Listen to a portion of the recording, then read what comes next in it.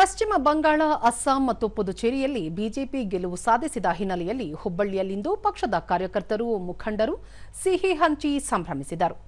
ಶಾಸಕರಾದ ಅರವಿಂದ ಬೆಲ್ಲದ್, ಮಹೇಶ್ ತೆಂಗಿನಕಾಯಿ, ಮಾಜಿ ಶಾಸಕ ಅಶೋಕ್ ಕಾಟವೆ, ಜಿಲ್ಲಾ ಬಿಜೆಪಿ ಅಧ್ಯಕ್ಷ ತಿಪ್ಪಣ್ಣ ಮಜ್ಜಿಗೆ, ಮೇಯರ್ ಜ್ಯೋತಿ ಪಾಟೀಲ್, ಉಪಮೇಯರ್ ಸಂತೋಷ್ ಚೌಹಾಣ್ ಸೇರಿದಂತೆ ಹಲವರು ಉಪಸ್ಥಿತರಿದ್ದರು.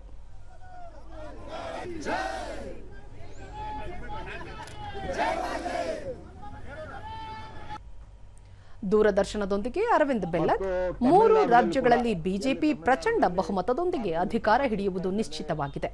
ಇದು ಪ್ರಧಾನಿ ನರೇಂದ್ರ ಮೋದಿ ಅವರ ನಾಯಕತ್ವ ಮತ್ತು ಅಭಿವೃದ್ಧಿಗೆ ಸಿಕ್ಕ ಗೆಲುವಾಗಿದೆ ಎಂದು ಹೇಳಿದ್ದಾರೆ. ನಾವು ತೆಗೆದುಕೊಂಡಿದ್ದೇವೆ. ಹಾಗಾಗಿ ಇದು ಭಾರತೀಯ ಜನತಾ ಪಕ್ಷದ ಕೆಲಸ ಕಾರ್ಯ, ನರೇಂದ್ರ ಮೋದಿ ಅವರ ಅಭಿವೃದ್ಧಿ, ದೇಶದ ಬಗ್ಗೆ ಅವ್ರಿಗಿರುವಂತಹ ಚಿಂತನೆ, ಅವರ ಚಿಂತನೆ ಬಗ್ಗೆ ಜನರಿಗಿರುವಂತಹ ಪ್ರೀತಿ, ಇದು ಈ ರಿಸಲ್ಟ್ ಮೂಲಕ ಹೊರಕಾಣುತ್ತದೆ. ಮಹೇಶ್ ತೆಂಗಿನಕಾಯಿ, ಪಶ್ಚಿಮ ಬಂಗಾಳದಲ್ಲಿ 15 ವರ್ಷಗಳ ಮಮತಾ ಬ್ಯಾನರ್ಜಿ ಅವರ ಅಧಿಕಾರವನ್ನು ಅಂತ್ಯಗೊಳಿಸಿ ಬಿಜೆಪಿ ಭಾರಿ ಬಹುಮತದೊಂದಿಗೆ ಅಧಿಕಾರಕ್ಕೆ ಬಂದಿದೆ ಎಂದು ತಿಳಿಸಿದರು. ಪುದುಚೇರಿಯಲ್ಲಿ ಕೂಡ ಈ ಸಲ ಮತ್ತೆ 2ನೇ ಬಾರಿಗೆ ನಮ್ಮ ಸರ್ಕಾರವನ್ನು ಅಲ್ಲಿ ರಚನೆಯನ್ನು ಮಾಡುವಂತದ್ದಾಗ್ತದೆ. ತಮಿಳುನಾಡಿನಲ್ಲಿ ಭಾರತೀಯ ಜನತಾ ಪಾರ್ಟಿ NDA ಸರ್ಕಾರ ಬಹಳ ದೊಡ್ಡದಾಗಿರ್ತಕ್ಕಂಥ ರೋಲ್ ಅನ್ನ ಇವತ್ತು ಪ್ಲೇ ಮಾಡ್ತಕ್ಕಂಥ ಸಂದರ್ಭದಲ್ಲಿ ಬಂದಿದೆ.